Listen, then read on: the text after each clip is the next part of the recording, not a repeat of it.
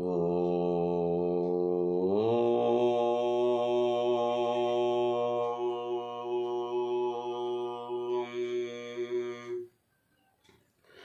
സദാശിവസമാരംഭാം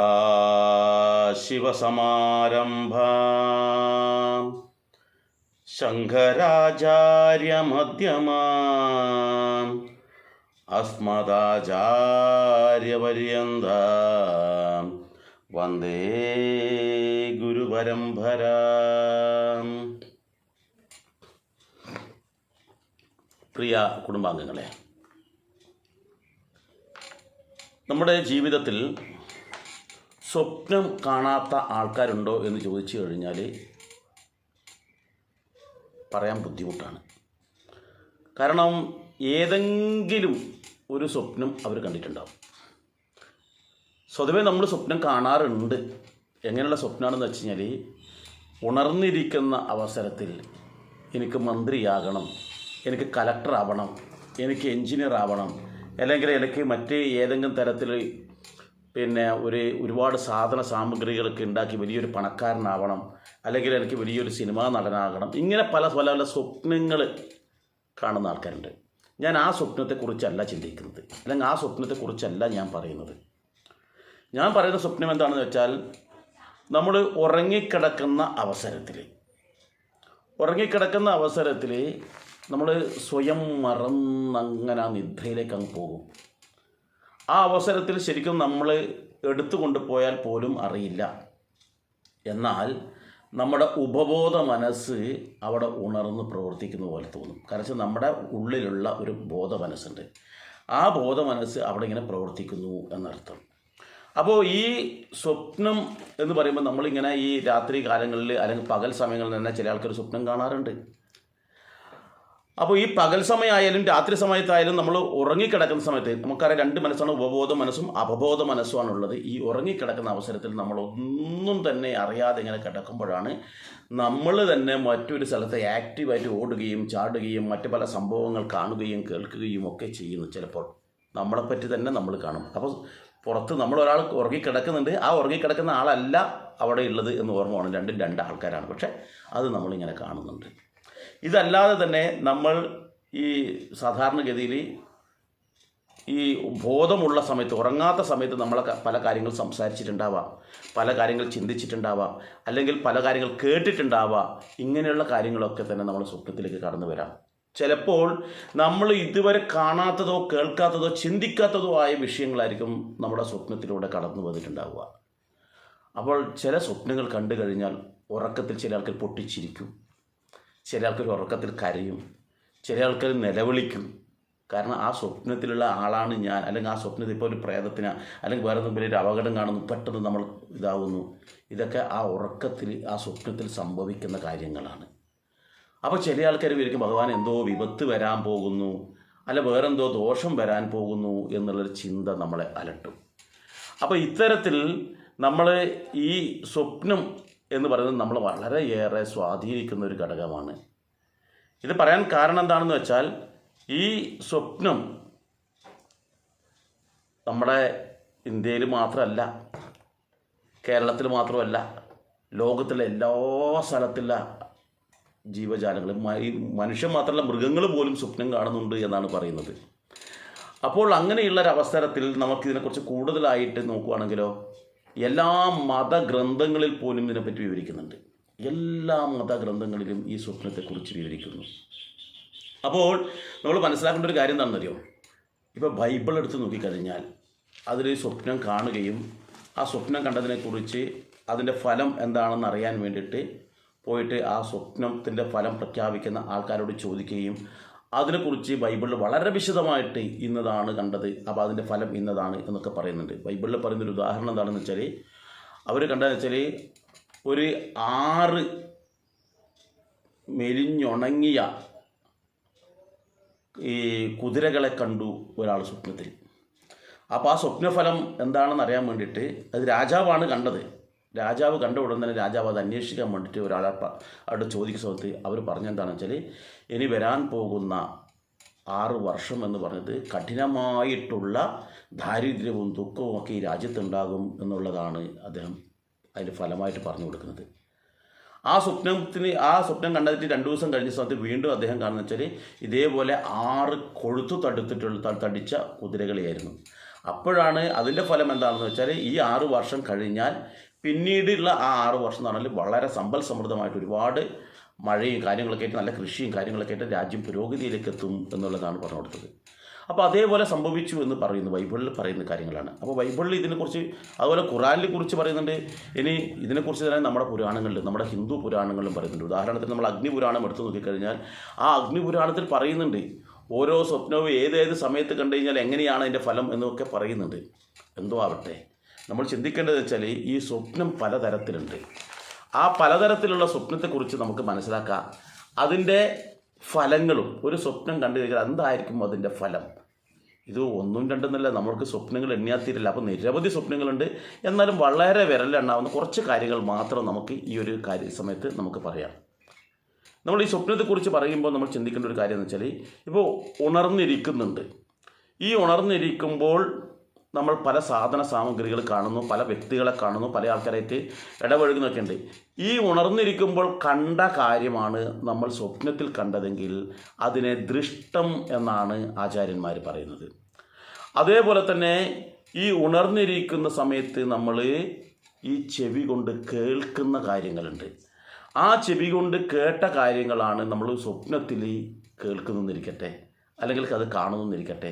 അങ്ങനെയാണെങ്കിൽ അതിനെ ശ്രുതം എന്നാണ് പറയുക. ഇതുകൂടാതെ ഉണർന്നിരിക്കുമ്പോൾ നമ്മൾ മനസ്സിൽ പല പല പദ്ധതികൾ തയ്യാറാക്കുന്നുണ്ട്. എനിക്ക് അങ്ങനെ ചെയ്യണം, എനിക്ക് ഇങ്ങനെ ചെയ്യണം, അത് വേണം, ഇത് വേണം എന്നൊക്കെ നമ്മൾ മനസ്സിൽ പദ്ധതികൾ തയ്യാറാക്കിയിട്ടുണ്ടെങ്കിൽ, അത് നമ്മൾ സ്വപ്നത്തിൽ കണ്ടിട്ടുണ്ടെങ്കിൽ അതിനെ പ്രാർത്ഥിതം എന്നാണ് പറയുന്നത്. അതുപോലെ തന്നെ ഉണർന്നിരിക്കുന്ന അവസരത്തിൽ നമ്മൾ എന്തെങ്കിലും ഭക്ഷണം കഴിച്ചെന്നിരിക്കട്ടെ, ആ ഭക്ഷണം കഴിച്ച വസ്തുക്കൾ അല്ലെങ്കിൽ നമ്മൾ മറ്റേതെങ്കിലും സാധനങ്ങൾ ഉപയോഗിച്ചെന്നിരിക്കട്ടെ, പല വസ്തുക്കളും ഉപയോഗിച്ചു, കാർ ഉപയോഗിച്ചു, മറ്റു പല കാര്യങ്ങൾ ഉപയോഗിച്ചെന്നിരിക്കട്ടെ, ആ വസ്തുക്കൾ നമ്മൾ കാണുകയോ മറ്റോ ചെയ്യുകയാണെങ്കിൽ അതിനെ അനുഭവം എന്നാണ് പറയുക. അതേപോലെ തന്നെ നമ്മൾ ഉണർന്നിരിക്കുമ്പോൾ പല സാധനങ്ങളും വേണമെന്ന് ആഗ്രഹിച്ചു, അതിനെക്കുറിച്ചാണ് നമ്മൾ കാണുന്നെങ്കിൽ അത് കൽപ്പിതം എന്ന് പറയും. അപ്പോൾ ഇത്തരത്തിൽ സ്വപ്നങ്ങളെ പല തരത്തിലാണ് ആചാര്യന്മാർ ഗണിച്ചിട്ടുള്ളത്. ഏതായാലും നമ്മൾ ചിന്തിക്കേണ്ട ഒരു കാര്യം എന്താണെന്ന് വെച്ചാൽ, ഈ സ്വപ്നം എന്നുള്ളത് എല്ലാ മതവിഭാഗക്കാരും, എല്ലാ രാഷ്ട്രീയക്കാരും, എല്ലാ ജാതിയിൽപ്പെട്ട ആൾക്കാരും കാണാറുണ്ട്. അയ്യോ, ഞാൻ ഈഴവനാണ്, അതുകൊണ്ട് ഞാൻ സ്വപ്നമൊന്നും കാണാറില്ല, നമുക്കത് കാണാറില്ല. അല്ലെങ്കിൽ ഞാൻ നായരാണ്, എനിക്കത് കാണാറില്ല. അല്ലെങ്കിൽ ഞാൻ വിശ്വകർമ്മജരാണ്, നമുക്കത്, ഞങ്ങൾ മാത്രമേ അത് കാണാറുള്ളൂ, മറ്റുള്ളവരത് കാണാറില്ല. നമ്മൾ വിചാരിച്ച കാണുന്ന കാര്യമല്ല ഇത്. സ്വപ്നം കാണണമെന്ന് വിചാരിച്ച് കിടന്നു കഴിഞ്ഞാൽ സ്വപ്നം കാണണമെന്നില്ല. അപ്പോൾ ഇത് കക്ഷി രാഷ്ട്രീയത്തിനോ മതരാഷ്ട്രീയത്തിനോ ഒന്നും അതീതമല്ല. എല്ലാ ജീവജാലങ്ങളിലും, പ്രത്യേകിച്ച് എല്ലാ മനുഷ്യർക്കും ഇത് കാണുന്നുണ്ട് എന്ന് നമ്മൾ മനസ്സിലാക്കുക.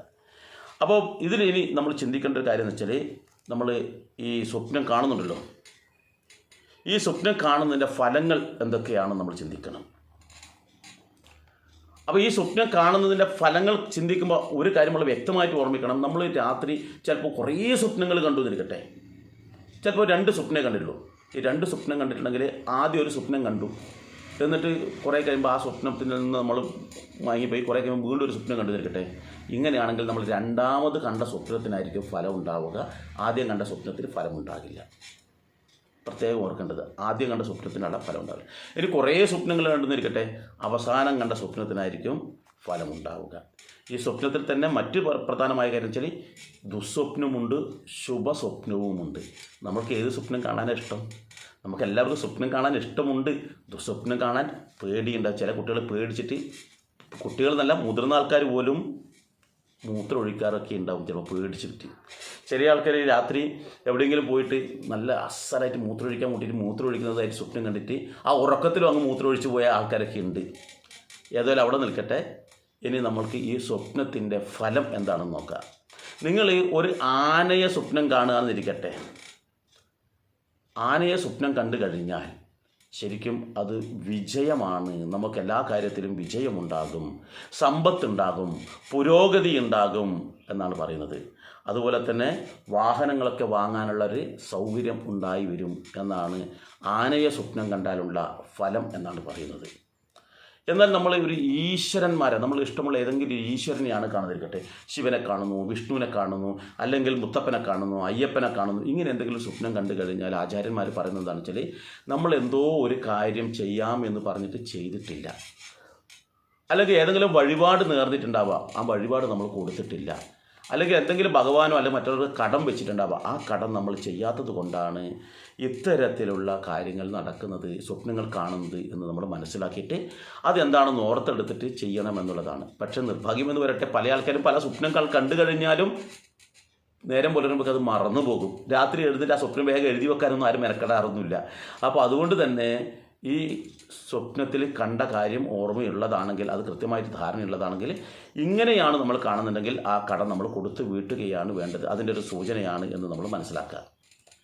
ഇനി നമ്മൾ സർപ്പത്തിനെയാണ് കാണുന്നത്, പാമ്പിനെയാണ് സ്വപ്നം കാണുന്നിരിക്കട്ടെ. പല ആൾക്കാരും പലതരത്തിലുള്ള പാമ്പിനെ കാണും. പാമ്പിനെ സ്വപ്നം കാണുന്നുണ്ടെങ്കിൽ നമുക്ക് ഉറപ്പിക്കാം അതെന്തോ നാഗശാപത്തിൻ്റെയോ അല്ലെങ്കിൽ സർപ്പകോപത്തിൻ്റെയോ ഭാഗമായിട്ടുള്ളതാണ് എന്ന്. അപ്പോൾ അതിൻ്റെ ദുരിതം എന്താണെന്ന് വെച്ചാൽ ചിലപ്പോൾ കുടുംബ ബന്ധം തകരാൻ സാധ്യതയുണ്ട്. അപ്പോൾ മാത്രവുമല്ല അവിടെ കലഹങ്ങളോ മറ്റു വേറെ എന്തെങ്കിലും തരത്തിലുള്ള പ്രശ്നങ്ങളൊക്കെ വരും. അപ്പോൾ മുൻകൂട്ടി അറിയുകയാണ് ഈ കാര്യം. അപ്പോൾ അതുകൊണ്ട് തന്നെ നമ്മൾ പരസ്പരം ക്ഷമിച്ച് ആ കുടുംബ ബന്ധം ദൃഢമാക്കാൻ വേണ്ടി ശ്രമിക്കുക. ഏതെങ്കിലും നാഗത്തിൻ്റെ സ്ഥാനങ്ങളിൽ പോയിട്ട് അതിനെന്തെങ്കിലും പരിഹാര കർമ്മങ്ങൾ നമ്മൾ ചെയ്യുക. ഇനി പാമ്പിന് പകരം മത്സ്യത്തിനെയാണോ നമ്മൾ കാണുന്നിരിക്കട്ടെ, ഒന്നും കൊണ്ടും പേടിക്കേണ്ട. ധാരാളം പണം നമ്മുടെ കയ്യിലേക്ക് വരും, അല്ലെങ്കിൽ ധാരാളം സമ്പത്ത് വരും. അതുപോലെ ആത്മീയമായിട്ട് ഒരുപാട് കാര്യങ്ങൾ നമുക്ക് പഠിക്കാനുള്ള സമയം അല്ലെങ്കിൽ ഗുണമുണ്ടാകും എന്നാണ് പറയുന്നത്. ഇതേ അവസരത്തിൽ നമുക്ക് ഒരാൾ മരണപ്പെട്ടു എന്ന് വിചാരിക്കട്ടെ, മരണപ്പെടുന്നതാണ് കാണുന്നത്. മരണപ്പെടുന്നത് സംബന്ധിച്ച് നമ്മളെന്താ പറയുന്നത്, അയ്യോ അതൊരു വലിയൊരു ദുസ്വപ്നമാണെന്നാണ്. പക്ഷേ ദുസ്വപ്നമല്ല എന്നാണ് ആചാര്യന്മാർ പറയുന്നത്. മരണത്തെക്കുറിച്ച് നമ്മൾ സ്വപ്നം കണ്ടു കഴിഞ്ഞാൽ അത് ജീവിതത്തിൽ, കാരണം മരണം എന്ന് പറയുമ്പോൾ നമ്മളത് ചിന്തിക്കേണ്ടത് മരിച്ചു കഴിഞ്ഞ് പുനർജന്മം ഉണ്ടാവുകയാണ് ചെയ്യുന്നത്. മരിച്ചാൽ അവർക്ക് ജനനമുണ്ടാകും, ഉറപ്പാണ്. അപ്പോൾ മരണം എന്ന് പറയുന്നത് നമ്മൾ ഇത്രയും കാലമുള്ള ആ വിഷയത്തിൽ നിന്ന് മാറി പുതിയൊരു സംഭവം തുടങ്ങാൻ പോകുന്നുണ്ട്, അല്ലെങ്കിൽ പുതിയതായ എന്തെങ്കിലും സംഭവ വികാസങ്ങൾ നമ്മുടെ കുടുംബത്തിൽ ഉണ്ടാകും എന്നുള്ളതാണ് ഈ മരണം കൊണ്ട് നമ്മൾ മനസ്സിലാക്കേണ്ടത്. അതേസമയത്ത് നമ്മൾ ഭക്ഷണങ്ങളൊക്കെ കഴിക്കുന്നുണ്ടല്ലോ, ഈ ഭക്ഷണത്തിൽ നമ്മൾ കരിഞ്ഞ ഭക്ഷണമാണ് കണ്ടതെങ്കിൽ ഉറപ്പാണ് ഒരു മരണം നമുക്ക് സംഭവിക്കാൻ സാധ്യതയുണ്ട്. നോക്കണം, ഓരോ തരത്തിലാണ് സ്വപ്നങ്ങളുടെ ഫലങ്ങൾ പറയുന്നത്. ഇതുപോലെ തന്നെ സൂര്യനെയോ അതുപോലെ തന്നെ ഈ ഒക്കെ നമ്മൾ സൂര്യനെ കാണുന്നു അല്ലെങ്കിൽ ചന്ദ്രനെ കാണുന്നിരിക്കട്ടെ, ഇങ്ങനെ കണ്ടു കഴിഞ്ഞാൽ നേട്ടമാണെന്നാണ് പറയുന്നത്. വളരെയേറെ ഗുണം ചെയ്യുമെന്നാണ് പറയുന്നത്. ഈ സൂര്യൻ്റെ തന്നെ നോക്കൂ, സൂര്യൻ ഉദിച്ചു ഉയരുന്നതാണ് നമ്മൾ കാണുന്നിരിക്കട്ടെ, ജീവിതത്തിൽ നല്ല ഉയർച്ചയുണ്ടാകും. അതുപോലെ തന്നെ സൂര്യൻ അസ്തമിക്കുന്നതാണ് കാണുന്നിരിക്കട്ടെ, അങ്ങനെയാണെങ്കിൽ ദോഷമാണ്. കാരണം അസ്തമയം എന്ന് പറഞ്ഞാൽ നാശമാണല്ലോ, ഉദയം എന്ന് പറഞ്ഞാൽ തുടക്കമാണല്ലോ. അപ്പോൾ ഉദയം കണ്ടു കഴിഞ്ഞാൽ ഉയർച്ചയും അസ്തമയം കണ്ടു കഴിഞ്ഞാൽ നാശവുമാണ്. ഇതൊക്കെ നമ്മൾക്ക് തന്നെ അതിൻ്റെ ഇത് കണ്ടെത്താൻ പറ്റും. ഇതിന് ആചാര്യന്മാർ പണ്ട് പറഞ്ഞു വെച്ചത് നമ്മളൊന്ന് മനസ്സിലൂടെ ഓർത്താൽ മതി. കാരണം എല്ലാത്തിൻ്റെയും ആ സ്വപ്നത്തിൽ തന്നെ അതിൻ്റെ ഫലം നമുക്ക് പറയാൻ പറ്റും എന്നർത്ഥം. ഇതേ അവസരത്തിൽ കുതിരയെയാണ് നമ്മൾ കാണുന്നത്. ഒരു കുതിര എന്ന് പറയുന്ന ജീവിയെ കാണും. അത് വളരെ അവശനായിട്ടുള്ള കുതിരയാണെങ്കിൽ നമ്മുടെ അവസ്ഥയും അതുപോലെ തന്നെയായിരിക്കും. ശക്തിമാനായ ഒരു കുതിരയെ കണ്ടിട്ടുണ്ടെങ്കിൽ നമ്മളും ജീവിതത്തിൽ ശക്തിപൂർവ്വം മുന്നോട്ട് പോകും. എന്ത് പ്രതിസന്ധികളെയും നമുക്ക് തരണം ചെയ്യാൻ പറ്റും. മാത്രവുമല്ല ഒരു യാത്ര പോകാനും സാധ്യതയുണ്ട്. കാരണം കുതിരയെ നമ്മൾ യാത്ര ചെയ്യാൻ ഉപയോഗിക്കുന്ന ഒരു വാഹനം കൂടിയായിട്ടാണല്ലോ പണ്ട് കാലങ്ങളിൽ ഉണ്ടായിരുന്നത്. അതുകൊണ്ട് തന്നെ യാത്ര ചെയ്യാനും സാധ്യതയുണ്ട് എന്ന് മനസ്സിലാക്കുക. അപ്പോൾ നോക്കണം, ആരോഗ്യമുള്ളതുകൊണ്ട് ആരോഗ്യമില്ലാത്തതുകൊണ്ട്, ഇത് രണ്ടിനും രണ്ട് ഗുണങ്ങളാണ് എന്ന് നമ്മൾ വേണം മനസ്സിലാക്കാൻ. സിംഹത്തിനെയാണ് കാണുന്നിരിക്കട്ടെ. സിംഹം എന്ന് പറഞ്ഞാൽ നമുക്കറിയാം കാട്ടിലെ രാജാവാണ്. സിംഹത്തിനെ ആണെങ്കിൽ നമുക്ക് അംഗീകാരം, സമൂഹത്തിൽ എന്തോ വലിയൊരു അംഗീകാരം നമുക്ക് ലഭിക്കാൻ സാധ്യതയുണ്ട് എന്ന് വേണം നമ്മൾ മനസ്സിലാക്കാൻ. അതുപോലെ തന്നെ സിംഹം നമ്മളെ ആക്രമിച്ചു, നമ്മൾ ഒരു പരിക്കുമില്ലാതെ രക്ഷപ്പെട്ടു എന്നിരിക്കട്ടെ, അങ്ങനെയാണെങ്കിൽ നമുക്ക് വലിയൊരു പ്രതിസന്ധി വരും. ആ പ്രതിസന്ധിയിൽ നിന്ന് നമ്മൾ നല്ല ഭംഗിയായിട്ട് തന്നെ അതിനെ തരണം ചെയ്ത് മുന്നോട്ട് പോകാൻ പറ്റും. നമ്മൾ ഏതെങ്കിലും പ്രതിസന്ധിയിൽ പെട്ടു പോയതാണെങ്കിൽ ആ പ്രതിസന്ധി നമുക്ക് തരണം ചെയ്യാൻ കഴിയും എന്നുള്ളതാണ് സൂചന. നമുക്കിപ്പോൾ എന്തെങ്കിലും പ്രശ്നങ്ങൾക്ക് നടുവിലുണ്ടാവാം, നമുക്ക് ആകെ മാനസികമായി പ്രശ്നത്തോടുകൂടി നമ്മൾ കടന്നിട്ടുണ്ടാവാം. ആ അവസരത്തിലായിരിക്കും സിംഹം നമ്മളെ ആക്രമിക്കുന്നതും ആ ആക്രമണത്തിൽ നമ്മൾ രക്ഷപ്പെടുന്നതുമായിട്ട് നമ്മൾ കാണുന്നത്. ഇങ്ങനെ വന്നു കഴിഞ്ഞാൽ അത് നമ്മൾ ആ പ്രതിസന്ധിയിൽ നിന്ന് നമ്മൾ രക്ഷപ്പെടും എന്നാണ് മനസ്സിലാക്കേണ്ടത്. ഇനി സിംഹം തന്നെ ആവണമെന്നില്ല, മറ്റ് ഏതെങ്കിലും തരത്തിലുള്ള അപകടത്തിൽ നിന്നും നമ്മൾ ഒരു പോറൽ പോലും അതും രക്ഷപ്പെടുന്നുണ്ടെങ്കിൽ ഇതാണ് നമ്മൾ മനസ്സിലാക്കേണ്ടത്. എല്ലാ പ്രശ്നങ്ങളും നമുക്ക് അതിജീവിച്ചിട്ട് ശ്രേഷ്ഠമായ തലത്തിലേക്ക് നമുക്ക് എത്തിച്ചേരാൻ പറ്റും എന്നുള്ളതാണ് നമ്മൾ മനസ്സിലാക്കേണ്ടത്. ഇനി പക്ഷികൾ, ആ പക്ഷികളിൽ തന്നെ ഒരുപാട് പക്ഷികൾ ചിലിക്കുന്നതാണ് നമ്മൾ കേൾക്കുന്നിരിക്കട്ടെ. അങ്ങനെയാണെങ്കിൽ അത് ഗുണമാണ്. പക്ഷികൾ ചിലക്കുന്നത് നമുക്ക് സാമ്പത്തികമായ നേട്ടമുണ്ടാക്കും എന്ന് പറയുന്നു. ഒരുപടി പക്ഷികളെ കാണുന്നതും നമുക്ക് ഗുണമാണ്. അതേപോലെ തന്നെ പക്ഷികൾ കൂട്ടമായിട്ട് പറന്നു വരുന്നു, അല്ലെങ്കിൽ ഒറ്റക്കോ തെറ്റക്കോ ഒരുപാടെണ്ണോ ഇങ്ങനെ പറന്നു വരുന്നതാണെങ്കിലും അത് നമുക്ക് സമ്പത്തും ഗുണങ്ങളും ഉണ്ടാക്കും. എന്നാൽ ഈ പക്ഷികൾ പറന്നകന്നു പോവുകയാണെങ്കിൽ നമുക്ക് നഷ്ടങ്ങളാണ് ഉണ്ടാക്കുക. അത് ഒരുപാട് വിഷമങ്ങൾ നമുക്ക് ഉണ്ടാക്കും എന്ന് വേണം നമ്മൾ മനസ്സിലാക്കാൻ. ഈ ഒരു അവസരത്തിൽ നമ്മൾ ഒരു കാര്യം ചിന്തിക്കുക, അന്ധന്മാരെയാണ് കാണുന്നത്, കണ്ണുപൊട്ടന്മാരെയാണ് കാണുന്നത്, കാഴ്ചയില്ലാത്ത ആൾക്കാരെ കാണുന്നുണ്ടെങ്കിൽ നമ്മൾക്കും എന്തോ ദുരിതം സംഭവിക്കാൻ പോകുന്നുണ്ട്. എന്തൊക്കെയോ സാധനങ്ങൾ നഷ്ടപ്പെടാൻ സാധ്യതയുണ്ട്. അതുപോലെ നമുക്ക് ആർക്കെങ്കിലും എന്തെങ്കിലും സഹായം ലഭിക്കാൻ, ഒരു ബാങ്ക് ലോണോ അല്ലെങ്കിൽ വേറെ നിങ്ങൾക്ക് സഹായം ലഭിക്കാൻ സാധ്യതയുണ്ടെങ്കിൽ അതിന് തടസ്സം ഉണ്ടാകാൻ സാധ്യതയുണ്ട്. കാരണം നമുക്ക് പ്രകൃതിയിലുള്ള ശ്രേഷ്ഠമായ വസ്തുക്കൾ കാണാൻ പറ്റാത്തതല്ലേ, ഗുണകരമായ വസ്തുക്കൾ കാണാൻ പറ്റാത്തത് നമുക്കതിൻ്റെ അനുഭവമില്ലാതെയാകും എന്ന് വേണം നമ്മൾ മനസ്സിലാക്കാൻ. ഇനി വെള്ളത്തിലൂടെ ഒരു യാത്ര ചെയ്യുന്നതാണ് ഇരിക്കട്ടെ നമ്മൾ കാണുന്നത്.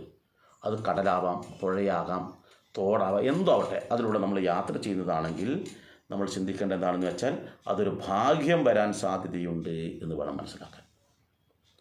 ഈ യാത്ര ചെയ്യുന്ന അവസരത്തിൽ ഒരു അപകടം പറ്റുന്നതാണെങ്കിലോ നമുക്കറിയാം എന്താണ് അതിൻ്റെ സംഭവം എന്ന്. അത് നമുക്ക് വലിയൊരു അപകടം വരാൻ പോകുന്നു എന്നുള്ളതിൻ്റെ സൂചകമാണെന്ന് മനസ്സിലാക്കുക. പുസ്തകങ്ങളാണ് കാണുന്നിരിക്കട്ടെ, പലതരത്തിലുള്ള ഗ്രന്ഥങ്ങൾ, രാമായണമാകാം, മഹാഭാരതമാകാം, എഴുതുന്ന നോട്ട് പുസ്തകമാകാം, മറ്റെന്ത് പുസ്തകങ്ങളാണോ കാണുന്നത്. അങ്ങനെയാണെങ്കിൽ നമുക്കറിയാം പുസ്തകം എന്ന് പറഞ്ഞാൽ അറിവാണ് അതിൻ്റെ ഇത്. അറിവ് നേടുന്ന ആൾക്കാരുടെ എന്തായാലും ഗുണം, അവർ സുരക്ഷിതരായി എന്നർത്ഥം. എന്ന് വെച്ചാൽ പുസ്തകങ്ങളാണ് സ്വപ്നം കാണുന്നുണ്ടെങ്കിൽ അവരുടെ ഭാവി സുരക്ഷിതമാകുന്നു എന്ന് വേണം നമ്മൾ മനസ്സിലാക്കാൻ. ഭാവി സുരക്ഷിതമാകുന്നു. അതുപോലെ തന്നെ അറിവുള്ളവർക്ക് എല്ലാ പ്രശ്നങ്ങളെയും പരിഹരിക്കാൻ പറ്റും എന്നുള്ളതൊരു ചിന്തയുണ്ട്. അതുകൊണ്ട് തന്നെ പുസ്തകങ്ങൾ കണ്ടു കഴിഞ്ഞാൽ പ്രശ്ന പരിഹാരമാണ് എന്ന് വേണം നമ്മൾ മനസ്സിലാക്കാൻ വേണ്ടിയിട്ട്. പിന്നെയുള്ളതെന്ന് വെച്ചാൽ നമ്മൾ ഭക്ഷണമാണ് കാണുന്നിരിക്കട്ടെ. പല ആൾക്കാരും ഭക്ഷണം കഴിക്കുന്നതൊക്കെ കാണാറുണ്ട്. അങ്ങനെ ഭക്ഷണം എന്ന് പറഞ്ഞാൽ നമുക്കറിയാം, ഭക്ഷണം കഴിക്കുന്നതോടുകൂടി നമുക്കെന്താ സംഭവിക്കുന്നത്, നമുക്ക് ഉയർച്ചയാണ്, നമുക്ക് ആരോഗ്യം പുഷ്ടിപ്പെടുന്നു, രോഗങ്ങളിൽ നിന്ന് രക്ഷപ്പെടുന്നു ഒക്കെയാണ് ചെയ്യുന്നത്. അപ്പോൾ ആരോഗ്യം അല്ലെങ്കിൽ ഭക്ഷണമാണ് നമ്മൾ കണ്ടതെങ്കിൽ നമുക്ക് ജീവിതത്തിൽ ഉയർച്ചയുണ്ടാകും എന്ന് വേണം നമ്മൾ മനസ്സിലാക്കാൻ. ഇനി വരൻ അല്ലെങ്കിൽ വധു, കല്യാണ ചെറുക്കനെയോ പെണ്ണിനെയോ ആണ് കാണുന്നെങ്കിൽ ഇവരെ വേറെ കാണുന്നിരിക്കട്ടെ, ഇവരെ കണ്ടാൽ ദുഃഖമായിരിക്കും എന്നാണ് പറയുന്നത്. യഥാർത്ഥത്തിൽ നമ്മുടെ ചില ആൾക്കാരെ വരണ്ട് പെണ്ണ് കെട്ടിയാൽ കണ്ണു കെട്ടി എന്ന് പറയും. കാരണം വെച്ചാൽ നമ്മുടെ സ്വാതന്ത്ര്യമൊക്കെ പോയി. ഇനിയിപ്പോൾ നമ്മൾ അവർക്ക് വേണ്ടിയിട്ടാണ്, അവർക്കും അവരുടെ ആ കുടുംബത്തിനും വേണ്ടി നമ്മൾ തളച്ചിട്ടതുപോലെ നമ്മൾ അവിടെ നിൽക്കണം. അത് പെണ്ണായാലും അങ്ങനെ തന്നെയാണ്. കല്യാണം കഴിഞ്ഞാൽ അവർക്ക് പലതരത്തിലും തടസ്സങ്ങളുണ്ടാവും. അവരുടെ സ്വാതന്ത്ര്യത്തോടുള്ള എല്ലാത്തിനും ഇതായി ഇനി കുടുംബത്തിൻ്റെ സ്വാതന്ത്ര്യത്തിനനുസരിച്ച് അവർക്ക് പെരുമാറാൻ കഴിയുകയുള്ളൂ. അതുകൊണ്ട് തന്നെ വരനെയോ വധുവിനെയോ കണ്ടു കഴിഞ്ഞാൽ ഉറപ്പാണ് എന്തെങ്കിലും ഒരു ദുഃഖം വരാൻ പോകുന്നു, നിരാശയുണ്ടാകും എന്നൊക്കെ, ദൗർഭാഗ്യമാണ് എന്നൊക്കെയാണ് പറയുന്നത്. വളർത്തുമൃഗങ്ങളെയാണ് കാണുന്നിരിക്കട്ടെ. വളർത്തുമൃഗങ്ങളെ കണ്ടു കഴിഞ്ഞാൽ ഗുണമാണ്. കാരണം നമ്മൾ അരുമയായിട്ടുള്ള, നമ്മളത് സമ്പാദ്യമാണ്. അവരൊക്കെ സ്നേഹം എന്ന് പറയുമ്പോൾ അവരുടെയൊക്കെ വളർത്തുമൃഗങ്ങൾ നമ്മൾ ഓമനിച്ച് വളർത്തുന്നില്ല, അവരുടെ സ്നേഹം നമുക്ക് സമ്പാദ്യമാണല്ലോ. അങ്ങനെ ആകുമ്പോൾ നമുക്ക് പണവും അതുപോലെ തന്നെ ഭാഗ്യവും വന്നു ചേരും വളർത്തുമൃഗങ്ങളെ കണ്ടാൽ എന്നാണ് പറയുന്നത്. എന്നാൽ കറുത്ത മൃഗങ്ങളെയാണ് കാണുന്നിരിക്കട്ടെ. കറുപ്പ് എന്ന് പറഞ്ഞാൽ ഇരുട്ടിൻ്റെ പ്രതീകമാണ്. അതുപോലെ കറുപ്പ് വസ്ത്രം ധരിച്ചവരെയാണ് കാണുന്നിരിക്കട്ടെ. അല്ലെ വളരെ കറുത്ത ഏതെങ്കിലും ജീവജാലങ്ങളോ അല്ലെങ്കിൽ മറ്റെന്തെങ്കിലുമാണ് മനുഷ്യരെ തന്നെയാണ് കാണുന്നിരിക്കട്ടെ. വളരെ കറുത്തിട്ട് ഭീകരമായിട്ട് ഇതിനെ കാണുന്നുണ്ടെങ്കിൽ പതിയിരിക്കുന്ന ഒരു അപകടം, നമുക്ക് ഏത് നിമിഷവും ഒരു അപകടം വരാൻ സാധ്യതയുണ്ട് എന്ന് വേണം നമ്മൾ മനസ്സിലാക്കാൻ. പിഞ്ചു കുട്ടികളെയാണ് നമ്മൾ കാണുന്നിരിക്കട്ടെ, ചെറിയ കുട്ടികളാണ്. അങ്ങനെയാണ് നമ്മൾ കാണുന്നുണ്ടെങ്കിൽ സന്താന സൗഭാഗ്യം നമുക്കുണ്ടാവും. അതുപോലെ തന്നെ കുടുംബത്തിൽ ശ്രേഷ്ഠമായിട്ടുള്ള എന്തൊക്കെയോ സംഭവിക്കാൻ പോകുന്നു എന്നുകൂടി നമുക്ക് മനസ്സിലാക്കാൻ പറ്റും. അപ്പോൾ ഇത്തരത്തിൽ നിരവധി കാര്യങ്ങളാണ് ഈ സ്വപ്ന ദർശനത്തിലൂടെ നമുക്ക് ലഭിക്കുക എന്നുകൂടി നമ്മൾ ചിന്തിക്കുക. ഇനി ഇത് കഴിഞ്ഞ ശേഷം നമ്മൾ കാണുന്ന വെച്ചാൽ, അല്ലെങ്കിൽ വേറൊരു അവസരത്തിൽ നമ്മൾ കാണുന്നത് മരുഭൂമിയാണ് കാണുന്നിരിക്കട്ടെ. മരുഭൂമിയുടെ അവസ്ഥ എന്താണ്? മരുഭൂമിയുടെ അവസ്ഥ എന്ന് പറഞ്ഞാൽ ഒരറ്റം നോക്കിയാൽ മറ്ററ്റം കാണില്ല. അങ്ങനെ വിജനമായിട്ട് ദീർഘമായിട്ടുള്ള ഒരു സ്ഥലമാണ്, ഒറ്റപ്പെട്ടതുപോലെയുള്ളൊരിത്. അങ്ങനെ മരുഭൂമിയാണ് നമ്മൾ കാണുന്നുണ്ടെങ്കിൽ ഉറപ്പാണ് ഒന്നിക്കൽ ദീർഘയാത്രയാണ് പറയുന്നത്. കാരണം ദീർഘമായിട്ട് ഇങ്ങനെ വ്യാപിച്ച് കിടക്കുകയാണ്. അതല്ല എങ്കിൽ മരുഭൂമിയുടെ മറ്റൊരു പ്രത്യേകത എന്താണെന്നറിയോ? അവിടെ ചുട്ടുപൊള്ളുന്ന വെയിലാണ്, വെള്ളം കിട്ടില്ല. അങ്ങനെയുള്ളതായതുകൊണ്ട് തന്നെ നമ്മുടെ ഏറ്റവും സമാധാനം എന്ന് പറയുന്നത് ഒരു കുടുംബമാണ്. ആ കുടുംബത്തിൽ ലഹളയുണ്ടാകും, അതിന് തകർച്ചയുണ്ടാകും, പലതരത്തിലുള്ള നഷ്ടങ്ങൾ സംഭവിക്കും എന്നുകൂടി കാണുന്നു.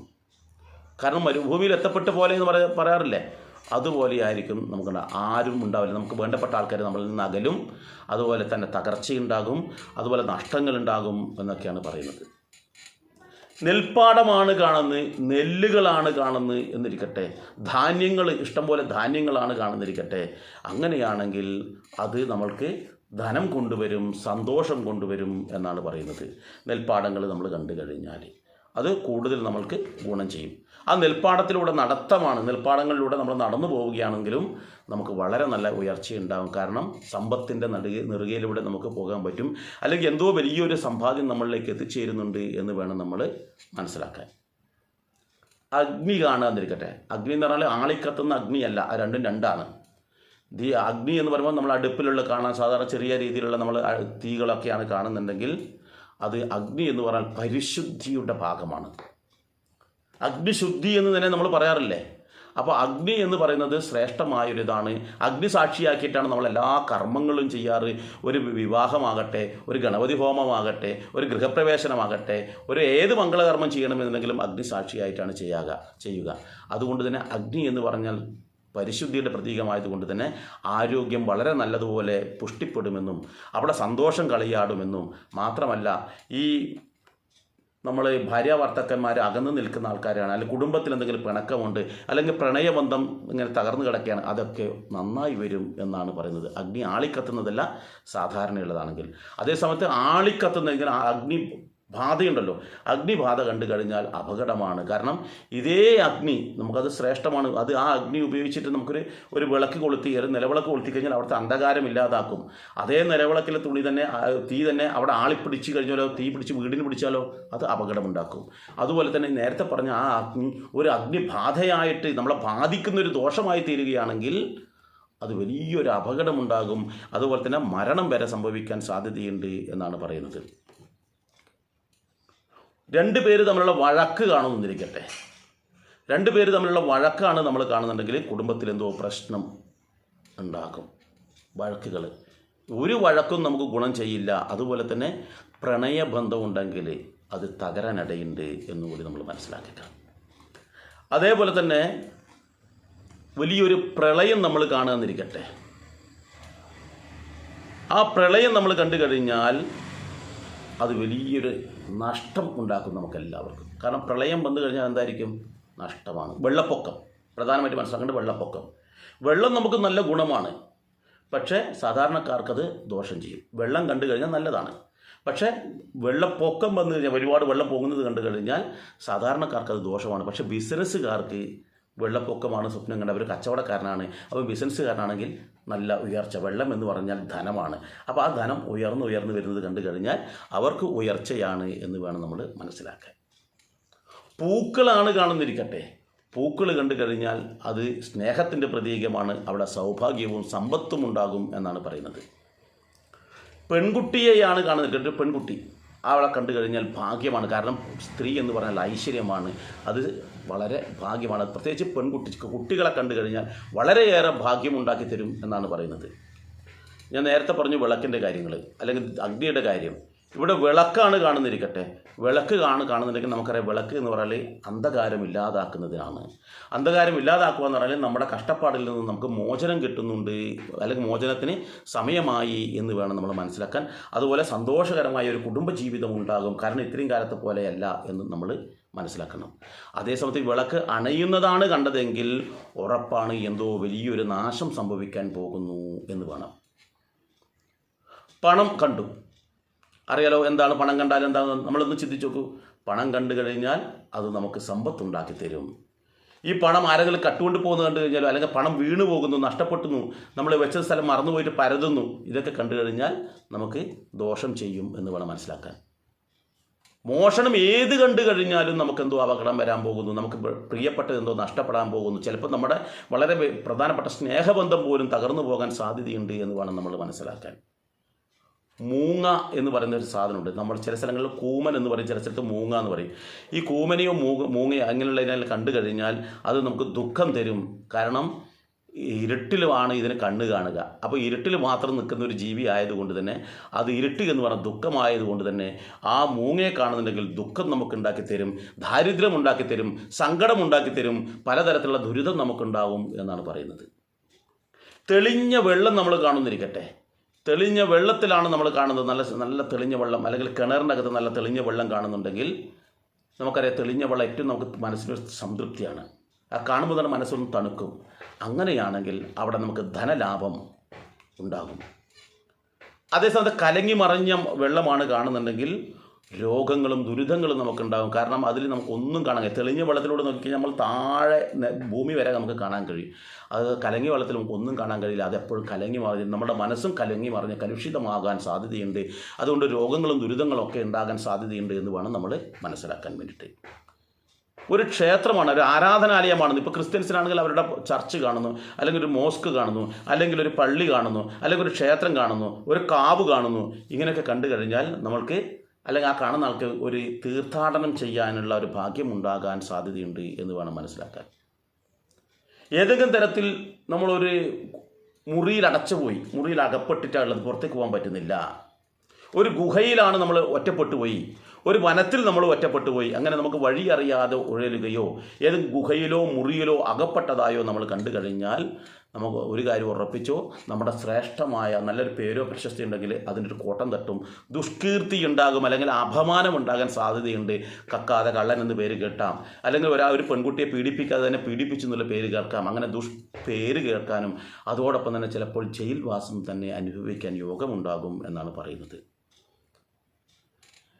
അതുപോലെ തന്നെ ഒരു മുകളിൽ നിന്ന് നമ്മൾ താഴേക്ക് വീഴുന്നതായി കാണുന്നിരിക്കട്ടെ. ഇപ്പം മലയുടെ മുകളിൽ നിന്നാവാം, അതല്ലെങ്കിൽ ഏണിയുടെ മുകളിൽ നിന്നാവാം, വീടിൻ്റെ മുകളിൽ നിന്നാവാം, സ്റ്റെയർ കേസിൽ നിന്നാവാം, എവിടെന്നെങ്കിലും മുകളിൽ നിന്ന് താഴേക്ക് നമ്മൾ വീഴുന്നിരിക്കട്ടെ. ഇല്ലെങ്കിൽ നമ്മൾ നടന്നു പോകുമ്പോൾ തന്നെ തലകറങ്ങി വീഴുന്നതായിട്ടോ മറ്റേതെങ്കിലും ബോധം കെട്ട് വീഴുന്നതോ കണ്ടു കഴിഞ്ഞാൽ ഉറപ്പിച്ചോളൂ, സാമ്പത്തിക നഷ്ടമായിരിക്കും ഉണ്ടാവുക. ജീവിതത്തിൽ പലതരത്തിലുള്ള ദോഷങ്ങളും അല്ലെങ്കിൽ നഷ്ടങ്ങളും കഷ്ടങ്ങളും ഉണ്ടാകും എന്ന് വേണം മനസ്സിലാക്കാൻ. അതേസമയത്ത് ഒരു സ്റ്റെപ്പ് കയറിപ്പോകുന്നു, സ്റ്റെയർ കേസ് കയറിപ്പോകുന്നു, ഏണിയിലൂടെ കയറുന്നു, നമ്മൾ ഒരു മല കയറുന്നതായിട്ട് നമ്മൾ കാണുന്നുണ്ടെങ്കിൽ ഉറപ്പിക്കാം നമുക്ക് ഉയർച്ചയുണ്ടാകും എന്ന്. നേരെ തിരിച്ച് നമ്മൾ വീഴുകയാണെങ്കിൽ പരാജയമാണ് ഉണ്ടാകുന്നത്, രോഗദുരിതമാണ്. മുകളിലേക്ക് കയറുമ്പോഴാണെങ്കിൽ ഉയർച്ചയാണ് ഉണ്ടാകുന്നത്, സന്തോഷമാണ് ഉണ്ടാകുന്നത് എന്ന് വേണം നമ്മൾ മനസ്സിലാക്കാൻ. കത്തുന്ന നിലവിളക്കാണ് നമ്മൾ കാണുന്നുണ്ടെങ്കിൽ അതിൽ നമുക്ക് തീർത്ഥാടനത്തിന് യോഗ്യമുണ്ട് എന്ന് വേണം മനസ്സിലാക്കാൻ. സമുദ്രമാണ് കാണുന്നുണ്ടെങ്കിൽ ദീർഘയാത്ര ചെയ്യാൻ ഭാഗ്യമുണ്ട് എന്ന് വേണം മനസ്സിലാക്കാൻ. ഇനി കുളിയാണ് കാണുന്നിരിക്കട്ടെ, കുളിയാണ് കാണുന്നുണ്ടെങ്കിൽ നമുക്ക് വളരെ വേണ്ടപ്പെട്ട ഒരാൾ മരിക്കും എന്ന് നമ്മൾ ചിന്തിച്ചുകൊള്ളുക. ജലയാത്ര, ജലത്തിലൂടെയുള്ള യാത്ര നമ്മൾ കാണുന്നുണ്ടെങ്കിൽ എത്രയും പെട്ടെന്നൊരു ജോലി ലഭിക്കാൻ സാധ്യതയുണ്ട്. ജലയാത്ര നല്ലതാണ്. അത് ശാന്തമായിട്ടുള്ള ജലത്തിലൂടെയാണ് പോകുന്നുണ്ടെങ്കിൽ, തെളിഞ്ഞ വെള്ളത്തിലൂടെയാണ് പോകുന്നുണ്ടെങ്കിൽ ശ്രേഷ്ഠമായ എന്തൊക്കെയോ നമുക്ക് ലഭിക്കാൻ സാധ്യതയുണ്ട്, ഗുണകരമായിട്ട് ഒരുപാട് ഗുണങ്ങൾ നമുക്ക് ലഭിക്കാനുണ്ട് എന്ന് വേണം മനസ്സിലാക്കാൻ. അതേസമയത്ത് മലിനജലത്തിലൂടെയാണ് നമ്മൾ യാത്ര ചെയ്യുന്നുണ്ടെങ്കിൽ നമുക്കറിയാം മലിനം എന്ന് പറയുമ്പോൾ നമുക്ക് ദോഷം ചെയ്യും, അത് രോഗവും ആപത്തും ഉണ്ടാക്കി തരും എന്ന് വേണം മനസ്സിലാക്കാൻ. ഇനി എവിടെന്നെങ്കിലും നമുക്കൊരു വെള്ളം നല്ലപോലെ ഉറവയായിട്ട്, നല്ല തെളിനീര് ഉറവയായിട്ട് വരുന്നിരിക്കട്ടെ, അങ്ങനെ വരുന്നുണ്ടെങ്കിൽ ഉറപ്പിക്കാം നമ്മൾക്ക് എന്തോ നടക്കാതായ പോയ കാര്യങ്ങൾ 100% നടക്കും. തടസ്സമുണ്ടായിരുന്ന കാര്യം നമ്മൾക്ക് നടക്കാൻ സാധ്യതയുണ്ട്. അതേസമയത്ത് ശക്തമായിട്ടുള്ള ജലപ്രവാഹമാണ് വരുന്നുണ്ടെങ്കിൽ എന്തെങ്കിലും കാര്യം നമ്മൾ തയ്യാറാക്കി വെച്ചിട്ടുണ്ടെങ്കിൽ അതിന് തടസ്സമുണ്ടാകും, അത് ഒഴുകിപ്പോകും, അത് നടക്കാൻ അത് മോശമായി പോകും, നമുക്കത് ദുരിതം ചെയ്യും എന്ന് നമുക്ക് മനസ്സിലാക്കാം. ഒരു വെള്ളത്തിൽ മുങ്ങിത്താഴുന്നതാണ് എന്ന് വിചാരിക്കട്ടു. ആ വെള്ളത്തിൽ മുങ്ങിത്താഴുന്നുണ്ടെങ്കിൽ നമ്മൾ ആരോ ആവട്ടെ, ഞാൻ തന്നെ ആവണമെന്നില്ല, മറ്റാരെങ്കിലും ഒരാൾ മുങ്ങിത്താഴുന്ന, ഒരു പക്ഷിയാവട്ടെ മൃഗമാവട്ടെ എന്തോ ആവട്ടെ, മുങ്ങിയിട്ട് അതിൽ ചത്തു പോവുകയാണ് അല്ലെങ്കിൽ താഴ്ന്നു പോവുകയാണെങ്കിൽ ആപത്താണ്. ചീത്തപ്പേരുണ്ടാവാൻ സാധ്യതയുണ്ട്, ധനനഷ്ടമുണ്ടാവാൻ സാധ്യതയുണ്ട്. എന്നാൽ ഒരു വെള്ളത്തിൽ വീണെടുത്ത് നമ്മൾ നീന്തി കരപറ്റുകയാണെങ്കിൽ ഇങ്ങനെയുള്ള പ്രശ്നങ്ങളിലൊക്കെ തന്നെ എന്തൊക്കെ പ്രശ്നമുണ്ടായാലും അതിനൊക്കെ അതിജീവിച്ചും കൊണ്ട് മുന്നോട്ട് പോകാൻ ഇവർക്ക് പറ്റും എന്നുള്ളതാണ് അവിടെ കാണിക്കുന്നത്. ഇതുകൂടാതെ ഒരു മല ഉണ്ടെന്നിരിക്കട്ടെ, ആ മല പെട്ടെന്ന് ഇങ്ങനെ പിളർന്നു പോകുന്നു എന്ന് മനസ്സിലാക്കുക. ചിലപ്പോൾ അത് അടർന്നു വീഴുന്നൊരു ഭാഗം. അങ്ങനെയാണ് വരുന്നതെങ്കിൽ നമ്മൾ ചിന്തിക്കേണ്ട ഒരു കാര്യം എന്താണെന്ന് വെച്ചാൽ കുടുംബ ബന്ധം ചിലപ്പോൾ തകരാൻ സാധ്യതയുണ്ട്. അതുപോലെ തന്നെ നമ്മൾക്ക് മറ്റ് പല പ്രശ്നങ്ങളും നമ്മളെ ബാധിക്കും എന്ന് നമ്മൾ മനസ്സിലാക്കണം. മല വളർന്നു പോകുന്നു, മരം മുറിഞ്ഞു വീഴുന്നു. മരം മുറിഞ്ഞു വീഴുന്നുണ്ടെങ്കിൽ അപകടമാണ്. ഒരു മരം പിഴുതു വീഴുകയാണ്, കാറ്റിന് മറിഞ്ഞു വീഴുന്നു. ഇങ്ങനെ എന്തെങ്കിലും ഒന്നിൻ്റെ നാശമാണ് കാണുന്നുണ്ടെങ്കിൽ അത്തരത്തിലുള്ള നാശം നമുക്കും വന്നിട്ടുണ്ട് എന്ന് വേണം മനസ്സിലാക്കാൻ, അല്ലെങ്കിൽ അത് നമ്മളെയും ബാധിക്കുന്നുണ്ട് എന്ന് വേണം നമ്മൾ മനസ്സിലാക്കാൻ. അതുപോലെ തന്നെ ഒരു വീട് നിർമ്മാണമാണ് നമ്മൾ കാണുന്നത്, അല്ലെങ്കിൽ ഒരു കെട്ടിടം നിർമ്മിക്കുന്നു, അല്ലെങ്കിൽ എന്തിൻ്റെങ്കിലും പുതിയൊരു നിർമ്മാണം, ഒരു മിഷൻ നിർമ്മിക്കുന്നു. എന്ത് നിർമ്മാണ പ്രവർത്തനങ്ങൾ കണ്ടു കഴിഞ്ഞാൽ, പുതിയൊരു സംരംഭം ഉണ്ടാക്കുന്നത് കണ്ടു കഴിഞ്ഞാൽ നമ്മൾക്ക് ഗുണമാണ്.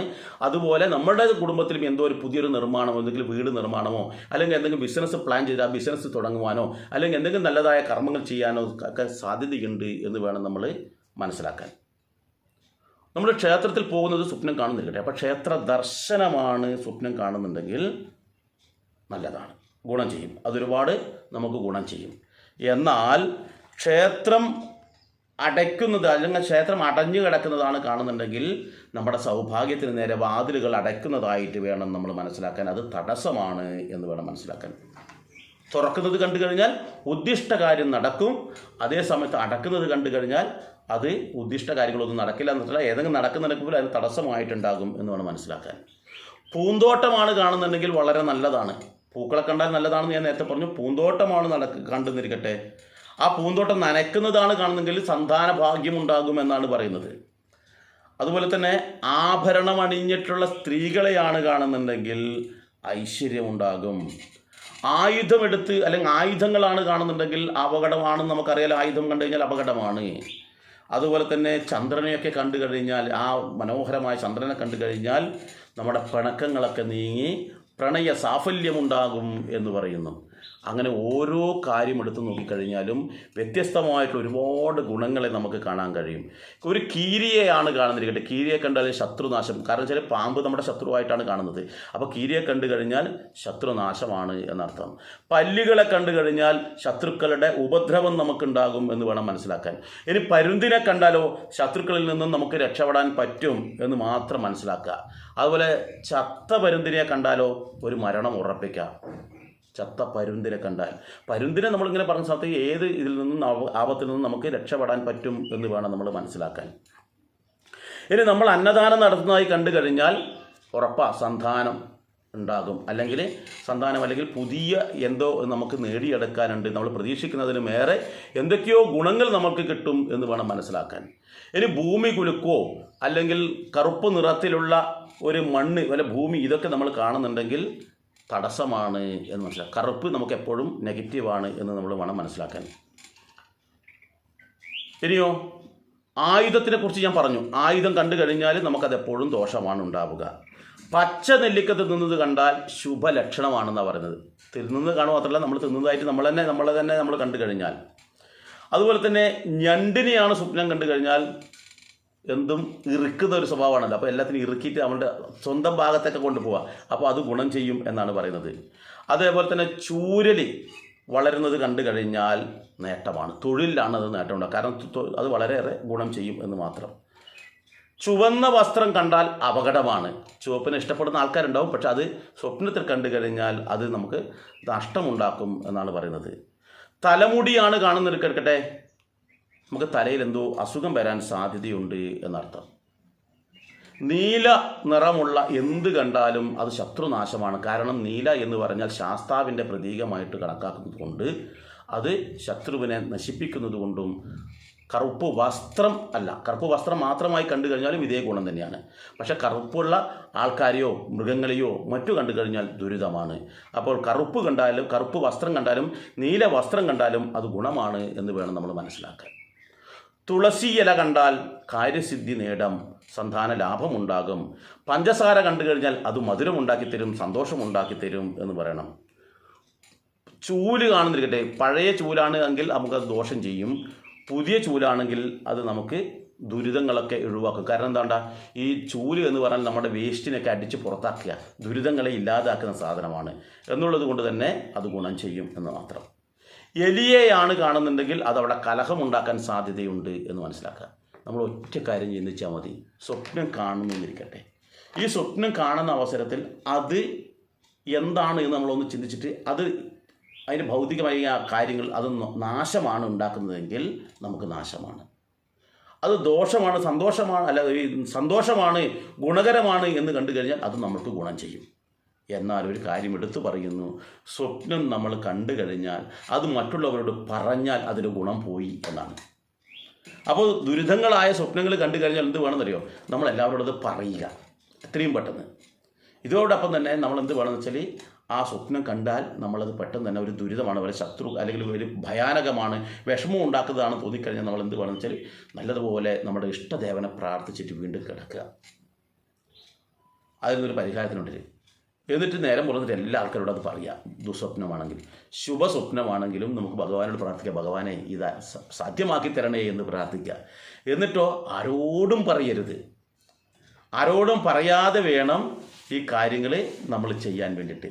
അപ്പോൾ അത് നമ്മൾ ആരോടും പറയരുത് എന്നർത്ഥം. അപ്പോൾ സ്വപ്നത്തിന് ഈ വശം നമ്മൾ ചിന്തിക്കണം, അത് ഗുണമാണോ ദോഷമാണോ നമുക്ക് ഉണ്ടാക്കി തരുന്നതെന്ന് നമ്മൾ നോക്കിയതിന് ശേഷം മാത്രമേ അത് നമ്മൾ ആരോട് പറയാനോ എന്തൊക്കെ ചെയ്യാനോ പാടുള്ളൂ എന്ന് നമ്മൾ ചിന്തിക്കും. ഇനി വേറൊരു കാര്യം കൂടി ഉണ്ട്. രാത്രിയുടെ 1-ാം യാമത്തിൽ, ഇത് അഗ്നിപുരാണത്തിൽ പറയുന്ന കാര്യമാണ്. രാത്രിയുടെ 1-ാം യാമത്തിൽ, ഒരു യാമം എന്ന് പറഞ്ഞാൽ 3 മണിക്കൂറാണ്. അപ്പോൾ 1-ാം യാമത്തിലാണ് നമ്മളൊരു സ്വപ്നം കാണുന്നിരിക്കട്ടെ. അങ്ങനെ സ്വപ്നം കണ്ടു കഴിഞ്ഞാൽ 1 വർഷത്തിനുള്ളിൽ അത് ഫലിക്കുമെന്ന് ഉറപ്പാണ്. ഇത് അഗ്നിപുരാണം പറയുന്നതാണ്. ഇനി രാത്രിയുടെ 2-ാം യാമത്തിലാണ്, ആദ്യത്തെ 1 മണിക്കൂർ കഴിഞ്ഞ് 3 മണിക്കൂർ കഴിഞ്ഞ് പിന്നത്തെ 3 മണിക്കൂറിലാണ് സംഭവം നടക്കുന്നിരിക്കട്ടെ. അങ്ങനെയാണെങ്കിൽ 6 മാസം കൊണ്ട് ഈ കാര്യം നടക്കും എന്ന് വെച്ചാൽ ഇനി 3-ാം യാമത്തിൽ എന്ന് വെച്ചാൽ പുലർച്ചെയാണ് സ്വപ്നം കാണുന്നുണ്ടെങ്കിൽ 15 ദിവസം കൊണ്ട് തന്നെ ഈ സ്വപ്നത്തിന് ഫലമുണ്ടാകും എന്നാണ് പറയുന്നത്. അത് ദുർസ്വപ്നമായാലും ശുഭസ്വപ്നമായാലും ഇത് സാധ്യമാക്കും.